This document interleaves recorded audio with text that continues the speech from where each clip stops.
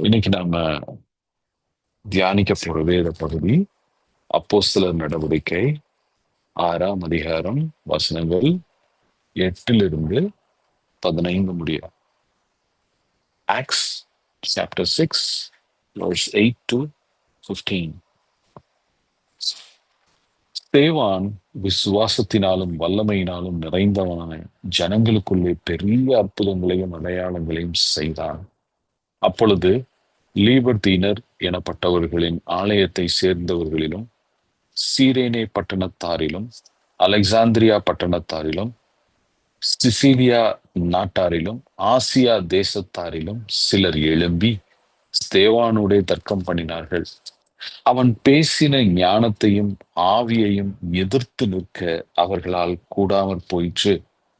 அப்பொழுது அவர்கள் மோசேக்கும் தேவனுக்கும் விரோதமாக இவன் தூஷண வார்த்தைகளை பேச கேட்டோம் என்று சொல்லும்படியாக மனுஷரை ஏற்படுத்தி ஜனங்களையும் மூப்பரையும் வேத பாரகரையும் எழுப்பிவிட்டு அவன் மேல் பாய்ந்து அவனை பிடித்து ஆலோசனை சங்கத்தாருக்கு முன்பாக இழுத்து கொண்டு போய் பொய் சாட்சிகளையும் நிறுத்தினார்கள். இவர்கள் இந்த மனுஷன் இந்த பரிசுத்த ஸ்தலத்திற்கும் வேத பிரமாணத்திற்கும் விரோதமாக தூஷண வார்த்தைகளை ஓயாமல் பேசுகிறான். எப்படி என்றால், நசரேனாகிய அந்த இயேசு இந்த ஸ்தலத்தை அழித்து போட்டு மோசே நமக்கு கொடுத்த முறைமைகளையும் மாற்றுவார் என்றும் இவன் சொல்ல கேட்டோம் என்றார்கள். ஆலோசனை சங்கத்தில் உட்கார்ந்திருந்த அனைவரும் அவன் மேல் கண்ணோக்கமாய் இருந்து அவன் முகம் தேவதூதன் முகம் போல் இருக்க கண்டார்கள். ஆண்டவரே, இந்த பகுதியை நாங்கள் தியானிக்க முற்படுகிறோம். நீங்க ஆண்டவரே எங்களோட பேசுங்க. இந்த வார்த்தையின் மூலமாக ஆண்டவரே நாங்க எங்களுடைய வாழ்க்கையில நாங்க என்ன அபியாசப்படுத்திக்கணும், ஸ்தேவானுடைய வாழ்க்கையின் மூலமாக நாங்க என்ன இன்றைக்கு கற்றுக்கொள்ளணும்ன்றத எங்களுக்கு நீங்க தெளிவுபடுத்துங்க. நீங்க கூட இருந்து எங்களை வழி நடத்துங்க. இதே மகிமைப்படுவீராக. துதி கன மகிமை உமக்கு செலுத்துகிறோம். இயேசுவின் மூலம் ஜெபம் கேளுங்க. தரட்டும். ஆமென். இந்த பகுதியில நம்ம ஸ்தேவானுடைய காரியங்களை குறித்து நாம பார்க்கிறோம். இந்த பகுதி முழுவதுமாக நம்ம பார்த்தோம்னு சொன்னாக்க ஸ்தேவான் எப்படியான ஒரு ஊழியத்தை செய்தான்றதை பார்க்கிறோம். முதலாவதாக ஸ்தேவான் யாரு? Who is Stephen? அப்போ பார்க்கிறோம், நமக்கு எந்த தகவலும் இல்லை.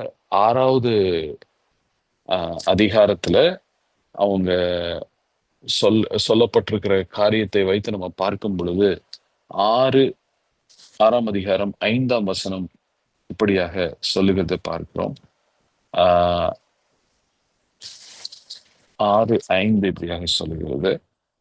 இந்த யோசனை சபையார் எல்லோருக்கும் பிரியமாயிருக்கிறது. அப்பொழுது விசுவாசமும் பரிசுத்த ஆவியும் நிறைந்தவனாகிய ஸ்தேவானையும் பிலிப்பையும்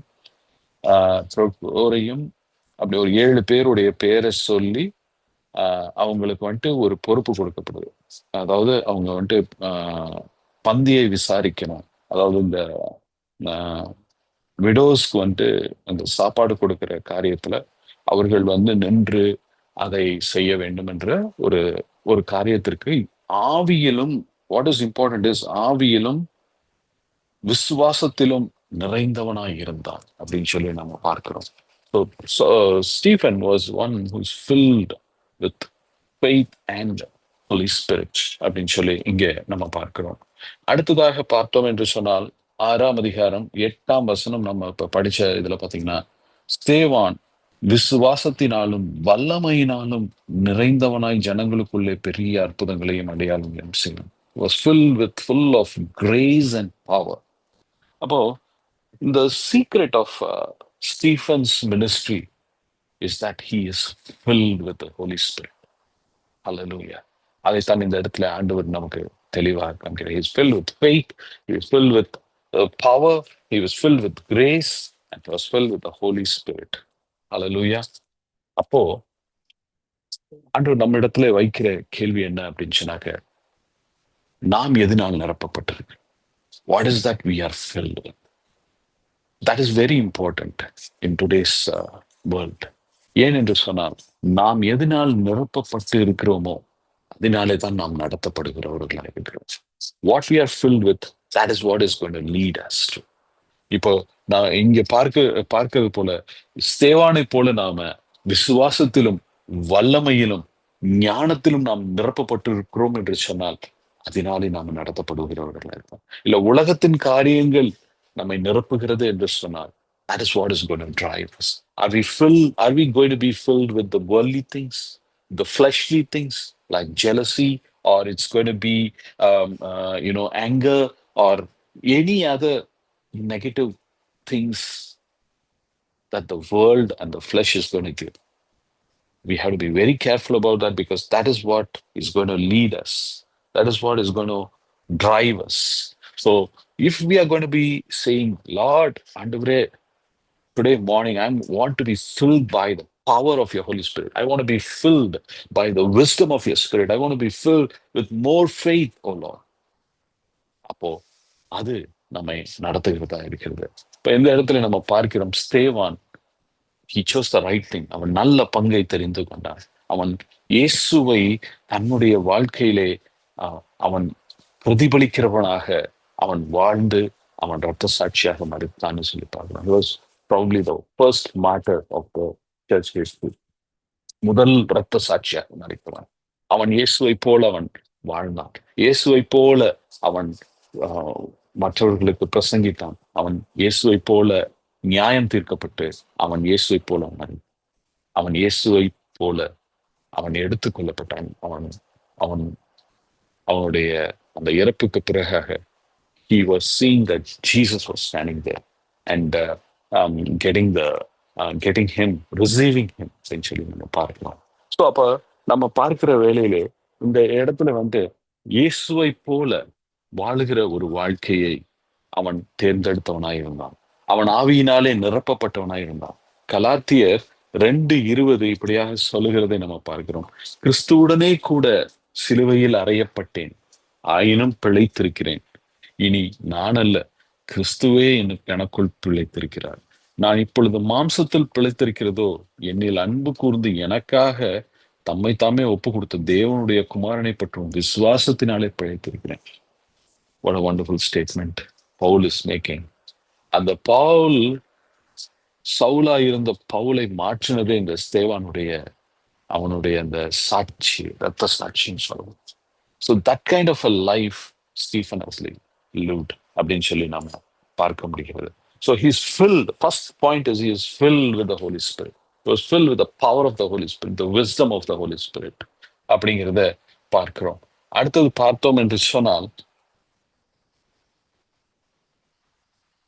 he spoke with unanswerable wisdom. 9வது வசனத்தை பார்த்தோம் என்று சொன்னால் இப்படியாக சொல்லுகிறது, அப்பொழுது லீபதீனர் எனப்பட்டவர்களின் ஆலயத்தை சேர்ந்தவர்களிலும் சீரேனே பட்டணத்தாரிலும் அலெக்சாந்திரியா பட்டணத்தாரிலும் சிசிலியா நாட்டாரிலும் ஆசியா தேசத்தாரிலும் சிலர் எழும்பி ஸ்தேவானோட தர்க்கம் பண்ணினார்கள்னு சொல்லுது. இந்த சிசிலியா பட்டணத்தார் அப்படிங்கிற இதுல என்ன பார்க்கிறோம் அப்படின்னு சொன்னாக்க, the Saul of Tarsus அப்படின்னு சொல்லி நம்ம படிக்கிறோம். Tarsus is belonging to this Sicilia region. அப்ப அந்த இடத்துல இருந்து வந்த பட்டணத்தார்கள் இருந்து வந்தவர்கள்னு சொல்லும் பொழுது probably Saul is also part of those people. அங்க ஒரு சினகாக் இருந்திருக்கு. அந்த இதுல ஒரு ரிங் லீடரா கூட அவர் இருந்திருக்கலாம். அதாவது ஒரு தலைமைத்துவம் வாய்ந்த ஒரு பதவியில கூட அவர் இருந்திருக்கலாம். அவர் சவுல் ஸ்தேவானோடு கூட அவர் இது பண்ணுகிறார். அந்த இடத்துல தர்க்கம் பண்ணுகிறார். அப்போ சவுலே தர்க்கம் பண்ணும் பொழுது அவரால் நிக்க முடியலன்றதுதான் அதுல நம்ம பார்க்கிற காரியமாக இருக்கு. ஸ்தேவானுடைய அந்த ஞானத்திற்கும் அப்பொழுது அவன் பேசின ஞானத்தையும் ஆவியையும் எதிர்த்து நிற்க சவுலாலே கூட முடியவில்லை. He may be educated. He may be so much into the traditions. பைபிளை குறித்து அவனுக்கு அவ்வளவு நாலேஜ் இருந்திருக்கலாம். ஆனால் சவுலினுடைய அந்த ஸ்தேவானினுடைய அந்த ஆவிக்கும் அந்த ஞானத்திற்கும் சவுலால அந்த இடத்துல ஈடு கொடுக்க முடியல. So the thing is, when we are filled with the power of the Holy Spirit, it may not be that we may have enough educational background. We may not have the enough knowledge about the we may not have gone to a Bible college or a seminary. It doesn't matter. இயேசு தேவன் பரிசுத்த ஆவியின் வல்லமை நம்மை நிறைத்திருக்கும் பொழுது இதெல்லாம் தேவையில்லை. அவருடைய வல்லமை இருந்துச்சுன்னா போதும். That's, I'm not discounting that we should not go to a Bible college or a seminary studies. No, not that. But when we don't have that privilege, it's okay. எனக்கு இயேசு போதும், பரிசுத்த ஆவியானவருடைய வல்லமை போதும்.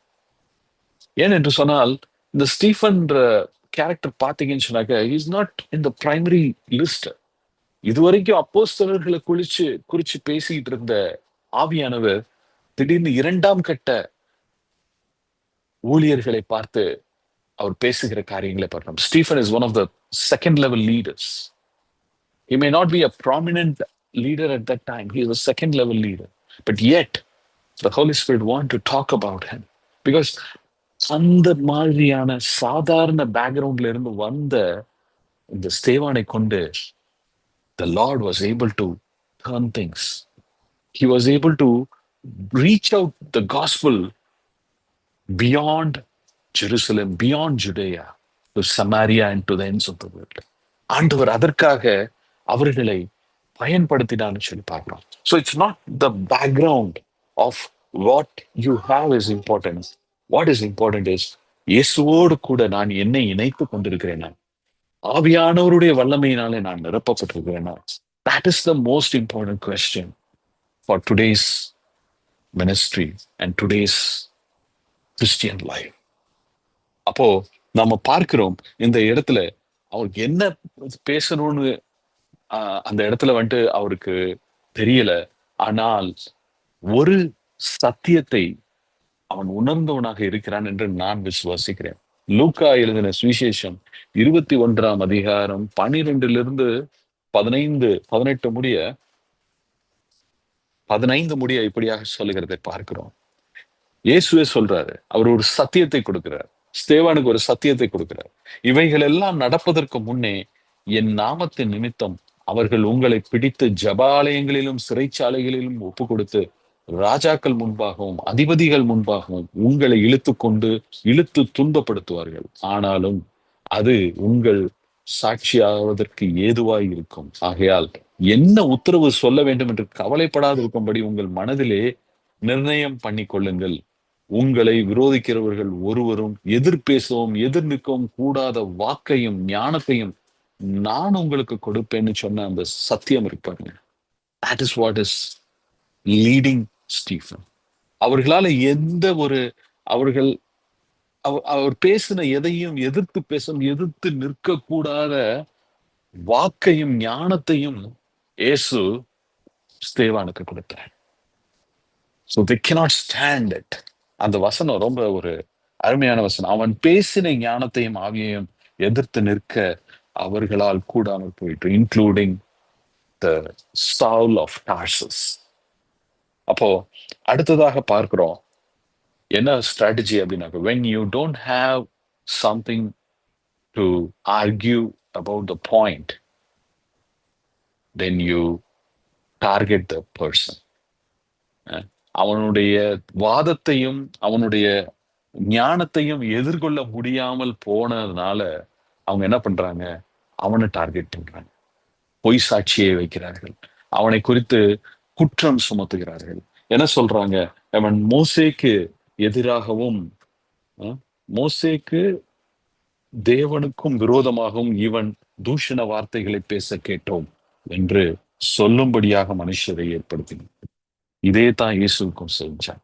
மோசேக்கு எதிராகவும் நியாய பிரமாணத்துக்கு எதிராகவும் தேவனுக்கு எதிராகவும் இவன் பேசுகிறார் அப்படின்னு சொல்லிதான் குற்றப்படுத்தினார்கள். இப்ப அதே இதை ஸ்தேவானும் அனுபவிக்கிறது பார்க்கிறோம். அப்போ கிறிஸ்துவோடு கூட நாம இணைந்திருக்கிறோம் என்று சொன்னால், கிறிஸ்துவனுடைய பாடுகள், கிறிஸ்துவ அனுபவித்த அதே பிரச்சனைகள் எல்லாத்தையும் நாமளும் அனுபவிக்கிறவர்களாய் இருக்கிறோம். அப்ப பார்க்கிறோம், இப்போ are we going in the right track, are we going in the right track in our ministry அப்படி என்று சொன்னார். சரியான கிறிஸ்துவை போல நாமும் அந்த இடத்திலே குற்றம் சுமத்தப்பட்டவர்களாய் இருக்கிறோம் என்று சொன்னார். For the right things of God, if we are also put up in trial, then it means that we are traveling, we are identifying ourselves with Christ அப்படின்றத நம்ம பார்க்க முடியாது. அப்போ இந்த இடத்துல பார்க்கிறோம், ஸ்தேவான் அப்படியாக குற்றம் சுமத்தப்பட்டவனாக அந்த இடத்துல நிற்க வைக்கப்படுகிறார். He was just grabbed and brought into the presence for trial. அது ஒரு கேங்க்ரூ கோட். எப்படியாக இயேசு அந்த இடத்துல விசாரிக்கப்பட்டார், அதே போல ஒரு kangaroo court. It's just for the sake of you know bringing him. Real விஷயம் என்ன அப்படின்னு சொன்னாக்க, அவனுடைய வார்த்தைகளை எதிர்கொண்டு பேசுறதுக்கு யாருக்கும் திராணி இல்லை இந்த இடத்துல. அவர்களால பேச முடியல. So they are accusing him falsely. They are putting a wrong false witness before them. அப்போ இந்த இடத்துல நாம பார்க்கிற காரியம் என்ன அப்படின்னு சொன்னாக்க, என்ன வார்த்தை பேசணும் அப்படிங்கிறத ப்ரிப்பேர் பண்ணல ஸ்டீஃபன். அடுத்து 7வது அதிகாரத்தை படிச்சோம்னு சொன்னாக்க, he would have given a wonderful testimony. ஆண்டவரை குறித்து ஒரு அற்புதமான ஒரு சாட்சியை பழைய ஏற்பாட்டில இருந்து எடுத்து அதை ஃபுல்லா சொல்லி, நீங்க எந்த தீர்க்க தரிசிகளை நீங்க வந்துட்டு கொல்லாம இருந்திருக்கீங்க, எல்லாரையும் இது பண்ணீங்க குற்றப்படுத்துகிற அந்த காரியத்தை அவன் அந்த விட்னஸ்ல வந்து சொல்லுகிற காரியத்தை பாருங்க. What an amazing testimony that he give. He didn't have a prepared, he didn't prepare that message. அவனுக்கு ஒரு காஸ்பல் ட்ராக்ஸ் கிடையாது மனப்பாடம் பண்றதுக்கு. ஏட் ஆண்டவர் சொன்ன அந்த வார்த்தை, உனக்கு எதிராக பேசவும் எதிர்த்து நிற்கவும் கூடாத வாக்கையும் ஞானத்தையும், அந்த ஞானத்தின் ஆவி அவர் என்ன பேசணும் அந்த இடத்துலன்னு சொல்லி அவருக்கு சொல்லிக் கொடுக்கணும். Same thing is for us as well. When we are going to witness to a hostile group of people or a people or unknown areas of the countries, fear not. ஆண்டவர் என்ன பேசணும், எப்படி பேசணும் அப்படிங்கிறதை நம்முடைய வாயிலே அவர் நாவிலே அவர் போடுவார். ஹல்லேலூயா. அப்போ அதுக்காக நான் ப்ரிப்பேர் பண்ணாம இருக்கணுமா? அப்போ ஒரு மெசேஜ் கொடுக்கறதுக்கு இது ஒரு எக்ஸ்கியூஸா நான் எடுத்துக்கலாமா? ஒரு சர்மன் கொடுக்கணும், ஆண்டவர் வந்து ஸ்தேவானை எடுத்து நடத்தினாரு பிரதர், ஸோ அதனால நான் வந்துட்டு எந்த ஒரு ப்ரிப்பரேஷன் இல்லை, நான் அங்க போய் நின்னேன்னா ஆண்டவர் எனக்கும் அந்த அந்த பேசுறதுக்கு என்ன வேணுமோ அதை கொடுப்பாரு அப்படின்னு சொல்லி நானும் போய் நிக்கலாமா அப்படின்னாக்க கூடாது. அது சரியான ஒரு அப்ரோச் கிடையாது. ஏன் என்று சொன்னால், ஸ்தேவான் பழைய ஏற்பாட்டின் காரியங்கள் எல்லாம் முழுவதும் அறிந்தவனாக இருக்கான். So when we feed in God's word every day, ஆவியானவர் அதை அந்த நேரத்தில் நினைவுபடுத்துகிறார்கள். When you don't have something, how can Holy Spirit be able to do? But we feed in regularly. We feed in, we prepare the message. We keep all due diligence to do the preparation. And we allow the Holy Spirit to take control. ஆண்டவரே நீங்க எடுத்து நடத்துங்க, இது நான் prepare பண்ணிட்டேன், ஆனா இதுதான் நான் சொல்லணும், நான் இப்படிதான் பேசணுமான்றத நீங்க என்ன வழி நடத்துங்க அப்படின்னு சொல்லி நாம அவருக்கு விட்டு கொடுத்தோம் என்று சொன்னால், அந்த வார்த்தையானது it'll go and minister to the people who are hearing. Hallelujah. அப்படியாக மினிஸ்டர் பண்ணு.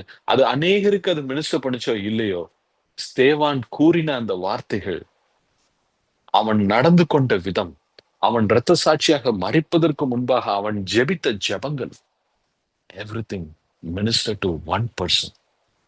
That one person made a lot of difference. Saul பவுலாக மாறுவதற்கு இந்த ஸ்தேவான் ஒரு திருப்பு முனையாக இருந்தார்னு சொல்லி நாம சொல்ல முடியும். So do not despise the small beginnings. ஸ்தேவானுக்கு எந்த ஒரு கிரெடென்ஷியல் இல்லாம இருந்திருக்கலாம். 6ஆம் அதிகாரத்துல, அப்போஸ்தலர் 6ஆம் அதிகாரத்துல இருந்துதான் அவருடைய அந்த ஊழியத்தின் காரியங்கள் சொல்லப்பட்டிருக்கலாம். But yet it's not about how much of words that is written in the Bible about one person's ministry. It's about how much of impact that person has done, short duration of time தான். அவன் வாழ்க்கை probably would have been in his 20s or 30s. God only knows. But the impact that he created in God's ministry is amazing. ஒரு ஒரு சவுலை பவுலாக மாற்றுவதற்கு அவன் தேவைப்பட்டான். அவன் ஒரு ஒரு Pavul he did 1/3 of the New Testament எழுதுவதற்கு.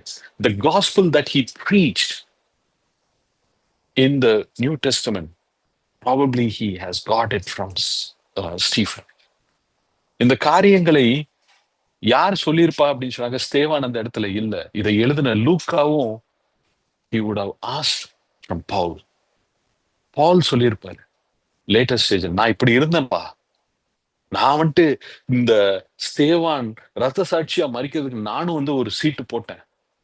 அதை கல்லெறிஞ்சு கொல்றவங்களுடைய வஸ்திரங்களை எல்லாம் எடுத்து நான் பத்திரமா நான் பார்த்துக்கிட்டேன்.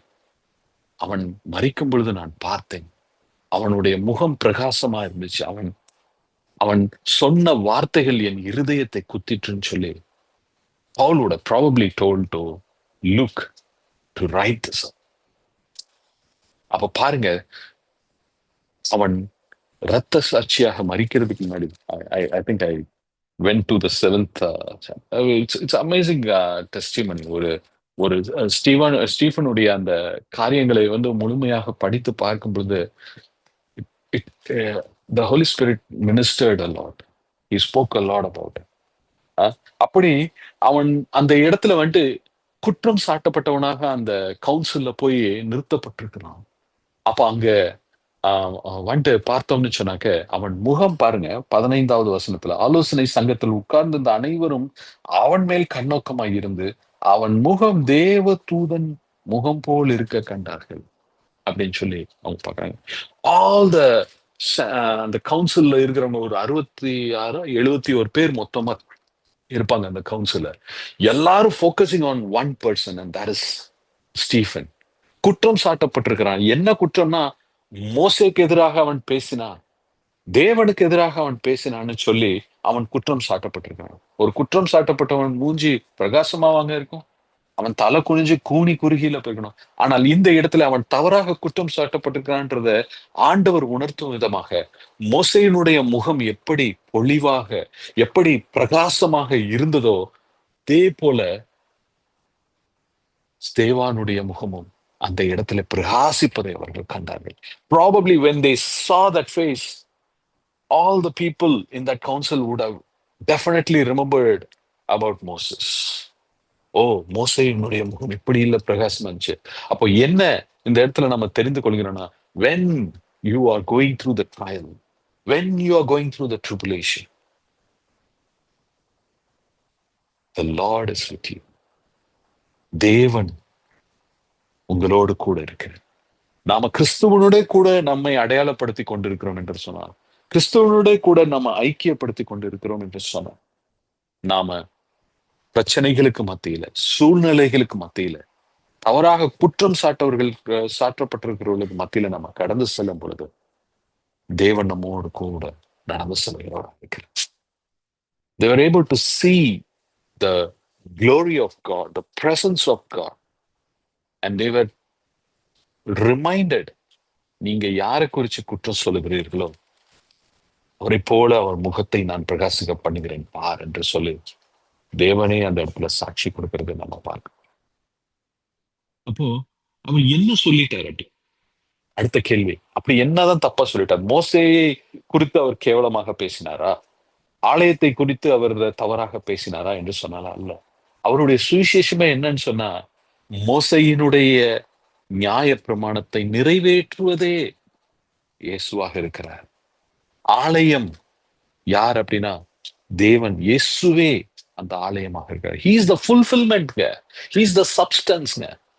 What you see as law, what you see as temple, what you see as sacrifice, what you people are doing are all the image. அது நிழலாக இருக்கிறது. அதை பூர்த்தி செய்த நிஜம் இயேசுவாக இருக்கிறார். Therefore, நிழலை விட்டுருங்கப்பா, நிஜத்தை பிடிச்சுக்கோங்க. இதுதாங்க சுவிசேஷம். நாம சொல்லுகிற சுவிசேஷம் இதுவாக இருக்கணும். When you want to get forgiveness for your sin, when you want to attain salvation, when you want the life holy to God, don't go to a temple.